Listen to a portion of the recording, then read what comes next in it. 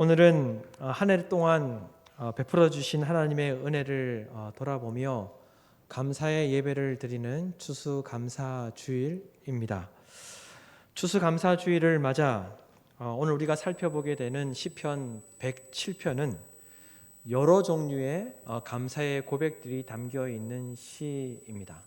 이 107편 안에 여러 상황과 여러 환경 가운데 하나님께 감사를 드리는 여러 가지의 감사의 고백들이 있는 시죠.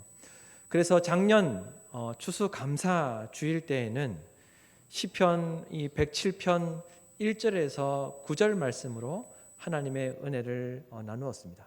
이 1절에서 9절 말씀은 길이 없는 광야의 길을 내시는 하나님께 감사를 드리는 내용입니다. 그래서 다윗은 구약시대 자기의 조상들이 길이 없는 광야를 걸어오게 하셨던 그 하나님께 감사를 드렸던 것이죠. 마찬가지로 자신의 인생 가운데에도 길이 없었는데 그 광야에서 이스라엘 백성들을 인도하셨던 것처럼 길이 없는 그 인생길 가운데 하나님께서 베풀어 주신 은혜에 감사하여서 다윗이 길이 없는 광야에 길을 내시는 하나님께 감사를 드렸던 내용이 바로 이 시편 107편 1절에서 9절 말씀이었습니다. 그리고 우리가 오늘 살펴보게 되는 이 17절에서 22절의 말씀은 범죄하고 잘못을 저지른 인생에게도 구원을 베푸시는 하나님께 감사를 드리는 내용을 기록하고 있습니다. 범죄하고 잘못을 저지르는 그 인생에게 하나님께서 심판하시는 것이 아니라 그럼에도 불구하고 하나님께서 말씀을 보내어서 고쳐주시고 건져주신다는 것을 하나님께 감사의 고백을 드린 것이죠. 뿐만 아니라 지금은 감사할 수 있는 상황이 아니지만 결국 하나님께서 감사의 고백을 하실 일들을 행하실 것이라는 그런 믿음의 고백으로 하나님을 찬양하고 감사의 고백을 하고 있는 것이 바로 오늘 우리가 읽었던 17절에서 22절의 말씀이라고 할 수 있습니다. 지난 주일에 우리가 잘못된 선택을 하고 실수를 함으로 잠시 고통과 고난을 받게 되더라도 하나님은 내 편이시기에 하나님은 나를 위해서 계시고 나를 위해서 일하시기에 하나님은 우리를 사망과 멸망으로 인도하지 않으시고 구원해 주시고 다시 한 번 더 기회를 주신다라고 그렇게 말씀을 드렸습니다.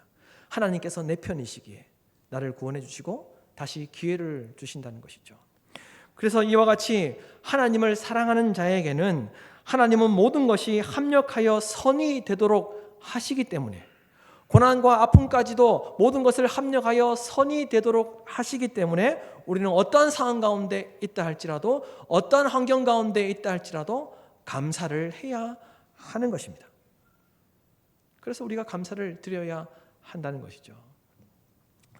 미국에서 많은 사람들에게 존경을 받으며 영향력 있는 여성으로 그리고 베스트셀러 작가이면서 유명한 방송인으로 활동했던 오프라 윈프리는 흑인 여성들 중에서 가장 부유한 사람으로 가장 부자로 알려져 있습니다. 하지만 여러분 아시는 대로 그녀가 어떤 삶을 살았습니까? 그는 10대 미혼모 밑에서 불행한 어린 시절을 보냈습니다. 9살 때 사촌 오빠와 삼촌에게 끔찍하게도 성폭행을 당했습니다. 그리고 가족들에게 학대를 받으며 살았습니다. 그래서 그가 가출을 하게 되죠. 그리고 14살 되던 해 14살 때 임신도 하게 되고 출산도 하게 되는 그런 정말 삶의 자리 가운데 정말 불행하고 어처구니 없는 그런 일들을 경험하면서 그가 세월을 살았습니다. 많은 세월이 흘러서 그가 성인이 되어서 오프라 윈프리는 오프라 윈프리 쇼를 진행하게 됩니다. 10여 년 정도 그 토크쇼를 진행하게 되는데 많은 사람들에게 사랑을 받게 됩니다. 그리고 세상에서 가장 영향력 있는 여성으로 성공하게 되죠. 아주 높은 자리에 올라가 인정받게 됩니다. 이 오프라 윈프리는 토크쇼를 진행하면서 특별히 감사에 대한 많은 강조를 했다고 합니다. 찾아오는 게스트들과 이야기하면서 감사의 고백들, 그 감사를 많이 강조했다고 해요. 그녀는 자신이 힘들고 어려웠던 그 불행했던 시절을 이겨낼 수 있었던 비결은 감사하는 습관 덕분이었다라고 그렇게 고백하였습니다. 자신이 이와 같은 정말 비참한 그런 상황들을 살아왔지만 자기는 그 감사하는 습관 때문에 그 모든 그 어려운 그 시절들을 이겨낼 수 있었다라고 그렇게 이야기하였던 것입니다. 그리고 그에게는 아주 독특한 습관이 있었습니다. 그것이 바로 매일 5가지의 감사 일기를 적는 것이었습니다. 그는 어려서부터 이 5가지의 감사 일기를 적는 그 습관 때문에 그 모든 어려운 그 시절들을 이겨낼 수 있었고, 또한 지금 자기가 그와 같이 놀라운 하나님의 은혜를 누리게 되었다라고 그렇게 고백하였습니다. 여러분, 우리도 50일 감사 노트를 만들어서 추수감사 주일이 오늘이 되기 50일 전부터 감사의 목록, 감사하는 5가지를 작성하도록 하였습니다. 잘 쓰고 계셨죠? 아무도 대답을 안 하시고 제 시선을 피하시는 분들도 계신데 숙제 검사를 좀 해야 될 것 같습니다. 여러분, 이게 별것 아닌 것 같지만, 우리를 귀찮게 하고 힘들게 하는 것 같지만, 이 감사일기를 적는 습관을 기르는 것, 감사하는 습관이 우리에게 있는 것 너무나도 중요합니다. 오프라 윈프리가 이야기하고 있는 것처럼 감사할 수 없는 상황 가운데에도 매일 5가지의 감사할 수 있는 조건을 찾아서 기록하는 그 습관이 우리 몸에 배이는 것, 여러분과 저의 인생을 바꿀 수 있는 아주 놀라운 일입니다. 다 적지 못했다면 올해가 이제 한 45, 6일 정도 남았습니다. 50일 가까이 남았습니다. 몇 번 적다가 포기하신 분들은 올 한 해 또한 끝까지 적어보시면서 감사의 고백들을 하나님께 올려드리셨으면 좋겠습니다. 이런 책이 있습니다. 그 여자의 신앙, 오프라 윈프리라는 책이 있는데요. 그 여자의 신앙, 오프라 윈프리라는 책에서 이 윈프리는 이런 말을 했습니다. 감사합니다. 감사합니다. 이 말이 기적을 일으킵니다. 감사합니다라는 이 짧은 이 말이 기적을 일으킨다는 이야기를 하였습니다. 감사합니다라는 이 말이 나 자신에게 힘이 되고 기적을 일으킬 뿐만 아니라 우리 주변 사람들에게도 힘이 되고 기적이 되는 말이라는 것이죠. 감사합니다. 감사합니다. 캘리포니아 대학의 심리학자인 로버트 에몬스 교수는 아주 흥미로운 조사를 했다고 합니다. 감사 일기를 쓰는 사람들이 어떤 인생을 사는지 조사해 보았습니다.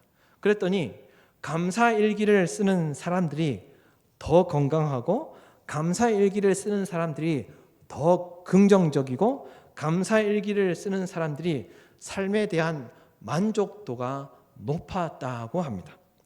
그리고 감사 일기를 쓰는 사람들이 자신이 세운 목표에 더 빨리 도달했다는 그런 조사 결과를 얻었다고 합니다. 그만큼 이 감사가 중요하다는 거죠. 뿐만 아니라 감사 일기를 쓰는 사람들이 자신이 처한 그 문제를 극복하는 데에도 더 빨랐다는 거예요. 그리고 감사를 고백하는 것이 문제를 극복하는 제일 우선되는 방법이었고 제일 좋은 방법이었다는 것을 이 조사를 통해서 그와 같은 결과를 얻었다고 합니다. 여러분, 이와 같이 감사를 표현하는 인생을 사는 것이 너무나도 중요하다는 것을 우리는 기억해야 할 것입니다. 좋은 일이 있을 때만 감사하는 것이 아니라 매 순간 모든 환경 속에서, 때로는 고난 가운데 있을 때에도 감사할 수 있는 것을 찾아서 감사해야 한다는 거죠. 감사할 것이 없는 상황 가운데에도 감사할 것을 찾아서 감사하는 것이 너무나도 중요하다는 겁니다. 여러분, 한번 생각해 보십시오. 오프라 윈프리가 그 10대 때 감사할 것들이 있었겠습니까? 전혀 없었습니다. 그럼에도 불구하고 그녀는 그의 인생 가운데 감사할 것을 찾아서 감사하였기에 그의 삶이 변화되었고 놀라운 하나님의 은혜를 누리는 인생이 될 수 있었던 것입니다. 그러므로 오늘 말씀을 통해 우리가 하나님께 왜 감사해야 하는지 그 구체적인 이유들을 좀 더 살펴보기를 원합니다. 그리고 어떤 감사를 드려야 하는지 하나님께서 주시는 은혜를 나누도록 하겠습니다. 여러분, 성도가 감사해야 하는 이유는 첫째로 잘못된 길을 가는 인생에게도 구원을 베풀어 주시기에 감사해야 합니다. 잘못된 길을 가는 인생에게도 구원을 베풀어 주시기에 하나님께 감사해야 한다는 겁니다. 여러분, 17절에서 19절 말씀을 보십시오. 다시 한 번 더 읽도록 하겠습니다. 미련한 자들은 그들의 죄악의 길을 따르고 그들의 악을 범하기 때문에 고난을 받아 그들은 그들의 모든 음식물을 싫어하게 되어 사망의 문에 이르렀도다. 이에 그들이 그들의 고통 때문에 여호와께 부르짖음에 그가 그들의 고통에서 그들을 구원하시되. 아멘. 다윗은 미련한 자들은 자신들의 선택으로 인해 죄악된 길을 따른다라고 이야기하였습니다. 미련한 자들은 자신들의 잘못된 선택으로 인하여서 하나님 앞에 범죄할 뿐만 아니라 그 일로 인하여서 고난을 받게 된다라고 그렇게 다윗이 고백하였습니다. 성경에서 말하는 이 미련한 자는 다른 말로 이야기하면 어리석은 자를 이야기하는 것인데 단순히 지식적으로 무식하다, 무지하다는 것을 말하는 것이 아닙니다. 성경에서 말하는 이 미련한 자는 하나님의 말씀대로 살지 않고 하나님의 방법대로 살지 않고 하나님의 방식대로 살지 않는 자를 미련한 자라고 그렇게 이야기한 것입니다. 삶의 자리에서 하나님을 인정하지 않는 자, 하나님을 온전히 믿지 않고 하나님을 인정하지 않는 행동과 말과 생각을 하는 자가 성경이 말하는 미련한 자입니다. 그런데 이러한 모습이 단순히 믿음 없음의 모습이 아니라 하나님께 반역하는 것이 된다고 이야기하였습니다. 하나님께 반역하는 것이 되기에 그런 미련한 선택으로 인하여서 고통과 고난을 받게 된다라고 이야기하였습니다. 그래서 이 17절 말씀을 새번역 성경은 이렇게 번역하고 있습니다. 어리석은 자들은 반역의 길을 걷고 죄악을 저지르다가 고난을 받아라고 이야기하고 있습니다. 어리석은 자들은 반역의 길을 걷고 그 어리석음 때문에 죄악을 저지르고 고난을 받게 된다라고 그렇게 이야기하였습니다. 하나님을 온전히 신뢰하지 않으며 인생을 살고 하나님의 방법대로 하나님의 방식대로 살지 않으면 그것은 반역의 길을 가는 것이기에 반드시 고난과 고통을 경험하게 된다는 것입니다. 그래서 이 17절에 고난을 받아라고 우리가 보고 있는 성경은 번역하고 있지만 히브리어 원뜻은 이런 뜻입니다. 스스로 고난을 불러들이다. 스스로 큰 불행을 초래하다. 다른 사람 때문에 내가 고난을 겪게 되는 것이 아니라 다른 사람 때문에 내 인생이 불행해지는 것이 아니라 미련한 자들은 죄악된 길, 반역의 길을 가기 때문에 잘못된 선택으로 인하여서 스스로 고난을 불러들이고 스스로 큰 불행을 초래하는 인생을 살게 된다는 것입니다. 따라서 무슨 말씀입니까? 하나님의 사람이 하나님을 온전히 신뢰하지 않고 하나님의 방식대로 하나님의 방법대로 살지 않으면 그리고 자기 생각과 판단에 따라 행동하게 되면 이것이 하나님 앞에 반역이 되고 그 결과로 스스로 고통과 고난을 불러오게 된다는 것입니다. 그래서 어떻습니까? 이것이 얼마나 큰 고통을 가져오게 되는지 18절 말씀에 보면 입맛을 잃어버릴 정도로 마음의 짐이 된다는 거예요. 자기가 선택한 일인데 그 일로 인하여서 하나님의 방식대로 살지 않고 하나님의 방법대로 살지 않는 그 일로 인하여서 자기가 선택한 일인데 그 일로 인하여서 스스로 음식이 싫어질 정도로 입맛을 잃어버리고 마음의 무거운 짐을 가지고 살아가게 된다는 겁니다. 그것이 스트레스가 되어서 스스로를 더 고통스럽게 만든다는 겁니다. 뿐만 아니라 죽음의 문턱까지 이르는 고통을 느끼게 된다는 것입니다. 그런데 다윗이 고백하고 있는 이 시편 107편은 사람이 미련하고 어리석으면 어떤 고통을 겪게 되는지 경고하고자 다윗이 지은 시가 아니라는 거예요. 사람이 실수하고 잘못된 선택을 하고 하나님의 방식대로 살지 않고 하나님의 방법대로 살지 않아서 하나님께 반역의 길을 간다 할지라도 그럼에도 불구하고 다윗은 그 인생에게도 하나님께서 은혜를 베풀어 주신다는 것을 하나님께 찬양하고 고백하며 감사의 고백을 하고 있다는 겁니다. 경고하기 위해서 너희들이 하나님의 방식대로 살지 않으면, 하나님의 방법대로 살지 않으면 큰일 난다, 이렇게 경고하려고 다윗이 하나님께 고백했던 것이 아니라 그럼에도 불구하고 하나님께서 어떤 은총을 베풀어 주시는지 하나님의 선하심을 다윗은 고백하고 찬양하기 위해서 이와 같은 시가 기록되었다는 겁니다. 따라서 한 인생이 잘못된 길을 선택하여 스스로 고난과 고통을 스스로 불러오더라도 하나님께서는 네가 선택한 일이니까 네가 다 책임져 라고 그렇게 책임을 넘기지 않으시고, 그럼에도 불구하고 하나님께서 그에게 구원의 은혜를 베풀어 주신다는 거예요. 그래서 19절 말씀을 보시면 이렇게 기록하고 있습니다. 이에 그들이 그들의 고통 때문에 여호와께 부르짖음에 그가 그들의 고통에서 그들을 구원하시되. 너희들이 잘못 선택한 거잖아, 너희들이 책임이잖아 라고 책임을 전가하시는 것이 아니라 그들이 스스로 선택한 일로 인하여서 어려움을 경험하고 고통을 경험하였지만 그 가운데에도 돌이켜서 하나님을 찾게 되면 그럼에도 불구하고 하나님께서 그들에게 은혜를, 구원의 은혜를 베풀어 주신다는 것입니다. 미련한 자들은 잘못된 선택을 하여서 자기 스스로 고통을 불러오지만 하나님께 부르짖으면 하나님은 들으시고 구원해 주신다는 거예요. 마치 여러분, 우리 부모님들도 그러시지 않습니까?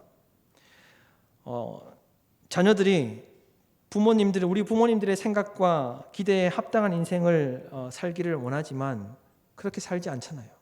그래서 자녀들이 자기 마음대로 살고 자기 고집대로 잘못된 선택을 하는 경우들이 있습니다. 그러면 우리 부모님들은 다 아십니다. 저렇게 하면 안 되는데, 저렇게 하면 큰일 나는데, 저렇게 하면 고생할 텐데, 우리 부모님들이 다 아세요. 그런데 우리 부모님들이 자녀들의 그 고집을 꺾지 못합니다. 자녀들은 자기가 똑똑한 줄 알고 자기 마음대로 부모님의 기대와 생각에서 벗어나서 자기 마음대로 삽니다. 그러다가 어떻습니까? 큰 고통과 아픔과 실패를 경험하게 되죠. 이럴 때 우리 부모님들은 어떻게 반응하십니까? 자녀들이 자기들이 선택한 일이니까 그냥 그 어려움과 아픔을 모른 척 하십니까? 그렇지 않습니다. 자녀들이 자기 잘못으로 어려움을 당하고 고난을 당할 때 우리 부모님들은 직접 나서셔서 그 문제를 해결해 주시려고 온 힘을 쏟으십니다. 마찬가지로 하나님께서도 우리가 스스로 잘못된 선택을 하여서 그 스스로 불러오는 고난과 고통으로 힘들어하는 그 모습 가운데 다시 우리가 하나님께 돌아가서 하나님을 찾으면 하나님은 우리에게 책임을 묻지 않으시고 하나님께서 우리의 모든 상황들을 구원해 주신다는 것입니다. 여러분, 지난 한 해를 한번 돌아보십시오. 옳은 선택만 하셨습니까? 하나님의 방식대로, 하나님의 방법대로 옳은 길만 걸으셨습니까? 하나님의 방법대로 사셨습니까? 그렇지 않잖아요. 그렇지 않습니다. 우리는 성경이 말하고 있는 이 미련한 자처럼 하나님의 방법대로 살지 못할 때도 있었고, 하나님을 온전히 신뢰하지 못할 때도 있었고, 하나님의 방식과 하나님의 뜻대로 살지 못할 때가 더 많았습니다. 하나님을 믿는다고 하면서 하나님을 인정하지 않는 모습으로 살아갔고 그와 같은 선택들을 많이 하였습니다. 그래서 고난을 경험하기도 하였고 마음의 무거운 짐으로 고통을 경험하기도 했습니다. 하지만 하나님께서는 저와 여러분이 오늘까지 오게 하셨습니다. 여기까지 오게 하셨습니다. 저와 여러분을 멸망과 사망에 이르도록 내버려두지 않으시고 하나님을 찾을 때 하나님께서 구원해 주셨습니다. 뿐만 아니라 앞으로도 하나님께서 저와 여러분을 구원해 주실 줄로 믿습니다. 결국 하나님께서 저와 여러분을 구원해 주실 것이기 때문에, 그래서 우리는 어떠한 상황 가운데 있다 할지라도 감사해야 한다는 것입니다. 내가 선택한 일로 인하여서 고난을 경험하고 아픔을 경험하고 고통을 경험한다 할지라도 그 가운데에도 하나님을 바라보며 감사해야 한다는 거예요. 왜냐하면 우리가 하나님을 찾을 때 하나님은 반드시 구원해 주시기 때문에 우리가 감사해야 한다는 것입니다. 둘째로 우리가 감사해야 하는 이유는 말씀으로 인생을 고쳐주시기에 감사해야 합니다. 말씀으로 하나님께서 우리의 모든 것들을 고쳐주시기 때문에 우리는 미리 감사해야 한다는 것입니다. 여러분 20절 말씀을 보십시오. 20절 말씀을 다 같이 읽도록 하겠습니다. 그가 그들을 고치시고 위험한 지경에서 건지시는도다. 아멘. 다윗은 미련하여 스스로 고통과 고난을 불러온 인생들에게 하나님께서 말씀을 보내어 고쳐주시고 치료해 주시고 말씀을 보내어 위험한 지경에서 건져주신다라고 그렇게 고백하였습니다. 여기서 위험한 지경이라는 것은 함정을 말합니다. 함정. 한번 들어가면 빠져나올 수 없는 함정. 한번 빠져들게 되면 빠져나올 수 없는 그 위험한 환경과 상황이 우리 앞에 놓여 있는 함정이라고 할 수 있죠. 그런데 우리 인간은 인생을 살면서 함정에 빠지게 되는 일들이 많다는 거예요. 함정에 빠지는 경우들이 많다는 거예요. 그런데 다윗이 고백하고 있는 것들 가운데 중요한 것은 그 위험한 함정을 누가 판다는 것입니까? 자기 스스로 판다는 것을 이야기하고 있습니다. 우리가 인생을 살아가면서 다른 사람이 파놓은 함정에 빠지는 것이 아니라 다윗은 미련하여서 자기가 파는 함정에 자기가 빠져들게 된다는 것을 이야기한 겁니다. 자기가 자기 함정을 판다는 거예요.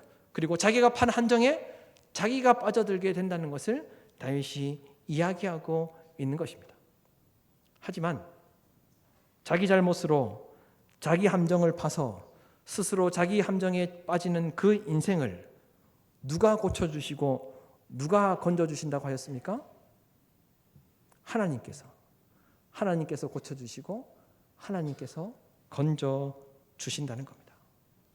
이 고치신다는 히브리어 말에는 정신적인 아픔과 신체적인 아픔을 이야기하고 있습니다. 신체적으로, 정신적으로 아플 때 고쳐주시고 그것에서 벗어나게 해주신다는 겁니다. 넓은 의미로 보면 몸과 마음을 고쳐주시는 것뿐만 아니라 한 인간이 올바르게 살아갈 수 있도록, 한 인간이 건강한 사고를 가지고 건강한 삶을 살아갈 수 있도록 그 인생을 고쳐주신다는 의미입니다. 그리고 건지신다는 말은 해로움이나 악에서 벗어나게 해주신다. 붙잡혀 있는 그 위험한 함정에 붙잡혀 있는 그 상황에서 풀어주신다는 그런 의미도 있습니다. 다윗은 하나님께서 인생을 살아갈 수 있도록 그리고 살도록 고쳐주시고 모든 고난과 아픔으로부터 모든 함정으로부터 건져주신다는 것을 고백하였습니다. 그런데 여기서 중요한 것은 20절이 너무나도 중요한 것은 다윗이 하나님께서 자신의 인생을 어떻게 고쳐주셨다고 이야기하고 있습니까? 하나님께서 다윗 자신의 인생을 어떻게 건져주셨다고 하고 있습니까? 그의 말씀을 보내요. 그의 말씀을 보내요. 고쳐주시고 건져주신다는 겁니다. 말씀을 보내셨다는 말은 사람을 보내어 말씀을 보냈다는 의미가 있습니다. 그리고 하나님께서 직접적으로 말씀을 주셨다는 의미도 있습니다. 말씀을 보내어라는 이 말은 하나님께서 누군가를 보내어서 말씀을 보내어 주셨다는 의미도 있고 하나님께서 직접적으로 말씀을 깨닫게 하셨다는 그런 의미도 있다는 것입니다. 따라서 선지자나 예언자나 제사장을 보내어 주신 말씀으로 인생이 고쳐지고 그 말씀으로 인생이 건짐을 받고 말씀으로 모든 함정에서 벗어날 수 있다는 것을 이야기한 것입니다. 말씀의 능력으로 인생이 고침을 받고 말씀의 능력으로 인생이 건짐을 받는다는 거예요. 다른 거 어떤 것이 아니라 우리가 주의를 위해서 열심히 봉사하면 하나님께서 내 인생을 건져주시겠지. 내가 주님의 몸된 교회에서 열심히 봉사하면 하나님께서 내 자녀들의 인생을 건져주시겠지. 그게 아니라는 거예요. 헌금 많이 하면 내가 너의 인생을 축복해 줄게, 내가 복 줄게, 너의 인생을 건져줄게, 그렇게 말씀하시지 않으셨다는 겁니다. 말씀을 보내요. 말씀을 보내어 그 인생을 고쳐주시고 그 인생을 건져주신다라고 이야기하였습니다. 하나님께서 사무엘을 통해 사울에게 기름을 부으셔서 사울을 이스라엘의 왕으로 세우셨죠. 하나님은 사울 왕에게 사무엘을 통해 하나님의 말씀을 보내셨습니다. 그리고 때로는 직접 깨닫도록 하나님의 말씀을 사울에게 보내셨습니다. 그런데 사울이 어떤 인생을 살았습니까? 사무엘상 15장 23절에 보면 왕이 여호와의 말씀을 버렸으므로 여호와께서도 왕을 버려 왕이 되지 못하게 하셨나이다. 그런데 그럼에도 불구하고 사실 하나님께서 사울에게 이런 말씀을 하셨음에도 불구하고 사울 왕은 수년 동안 그 왕의 자리를 지키게 됩니다. 무엇을 이야기하는 것입니까? 자기 스스로 왕이라고 생각하고 있었지만 하나님이 인정하는 왕은 아니었다는 겁니다. 하나님께서 좋아하시는 왕이 아니었다는 거예요. 왜 그렇습니까? 여호와의 말씀이 그에게 없었기 때문에. 사무엘을 통해서 하나님의 말씀을 보내어 주셨는데 그 말씀을 거부하였기 때문에. 사울 왕도 하나님께 제사를 잘 드렸습니다. 사울 왕도 하나님께 예배는 잘 드렸습니다. 그러나 그에게 하나님의 말씀이 없었기에, 사울 왕은 보내신 말씀을 거부하였기에 결국 하나님께서 사울을 왕으로 인정하지 않으셨습니다. 그냥 마음대로 살도록 내버려 두셨고, 그리고 그는 결국 불행한 인생이 되고 말았습니다. 그만 불행한 인생을 살았습니까? 그의 자녀들도 불행하게 인생을 마감하고 말았습니다. 하나님의 말씀이 우리의 인생을 고치고 우리의 인생을 새롭게 하고 우리의 인생을 건져준다는 것이죠. 여러분, 우리의 인생 가운데 하나님의 말씀이 없으면 희망이 없어요. 하나님의 말씀이 없으면 희망이 없습니다.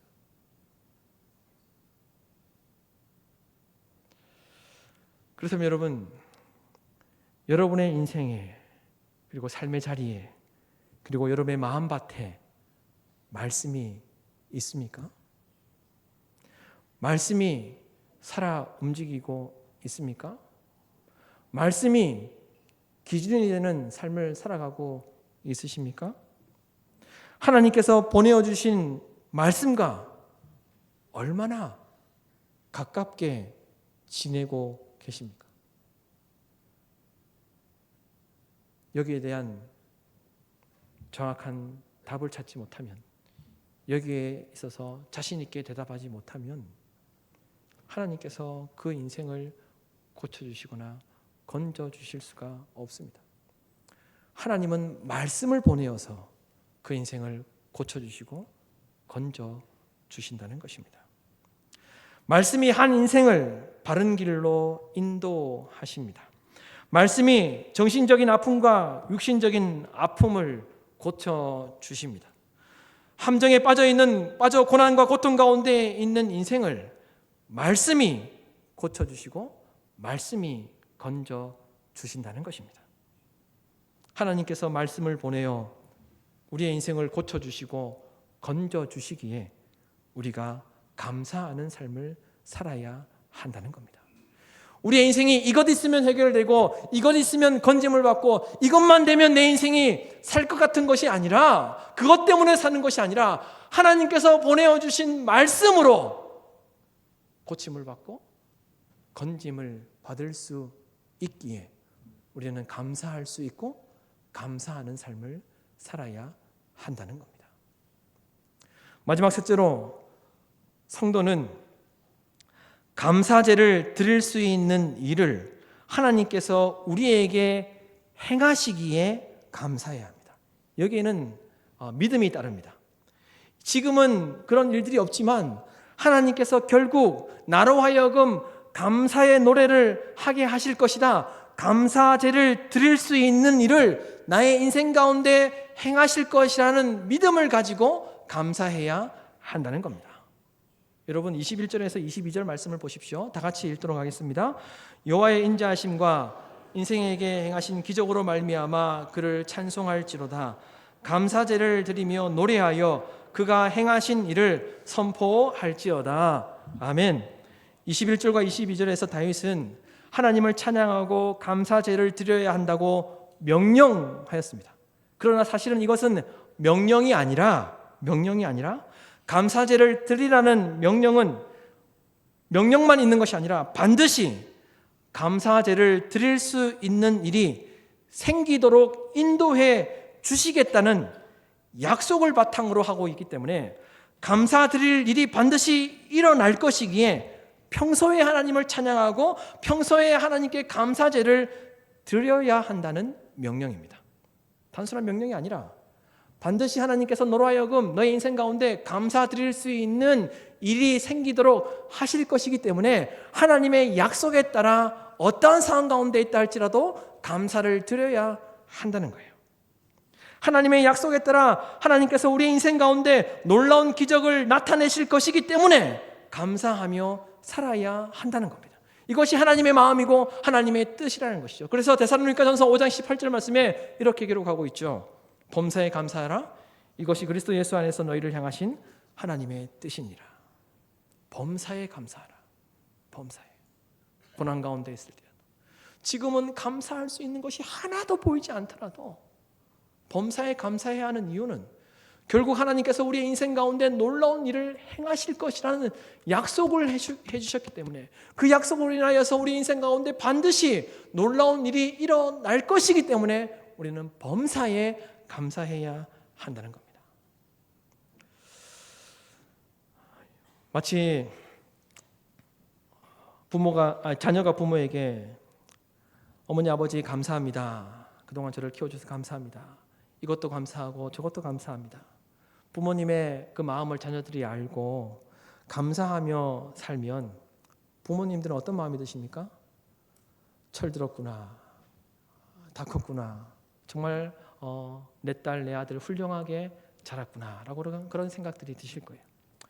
마찬가지로 여러분, 우리가 하나님께 감사한다는 것은 우리의 신앙이 자라고 있다는 증거가 될 것이고 우리가 감사하고 있다는 것은 우리의 신앙이 성장하고 있다는 것을 이야기할 것이고 또한 우리가 감사하고 있다는 것은 하나님과의 관계가 건강하다는 것을 이야기할 것이고 그리고 우리가 감사하고 있다는 것은 하나님을 온전히 신뢰하고 있다는 증거가 될 것입니다.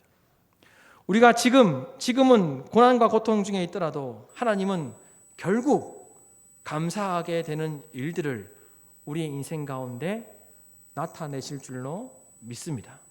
그러니 여러분 어떠한 상황 가운데 있다 할지라도 감사할 것들을 찾아보시기를 바랍니다. 감사할 것들이 없으면 내 손으로 내가 밥을 떠서 내 입에 넣을 수 있다는 것도 여러분 그것도 감사해 보십시오. 병원에 있는 분들은 자기 손으로 밥 먹고 싶은 것을 기대하고 소망하는 분들도 많이 계십니다. 왜 감사할 것이 없겠습니까? 고난 가운데 있다 할지라도 고통 가운데 있다 할지라도 감사할 것들을 찾아서 감사해 보시기를 바랍니다. 보네포 목사님은 이런 말을 했습니다. 우리의 삶은 감사할 때 비로소 풍요로워진다. 우리의 삶은 감사할 때 비로소 풍요로워진다. 모든 환경과 상황 속에서 감사드리는 인생에게 하나님은 감사드리게 되는 일들이 더욱 풍성하게 나타나도록 해주실 줄로 믿습니다. 모든 환경과 상황 속에서 감사드리는 인생을 살 때 반드시 감사드릴 수 있도록 우리의 인생을 고쳐주시고 우리 인생 가운데 놀라운 기적을 행하실 줄로 믿습니다.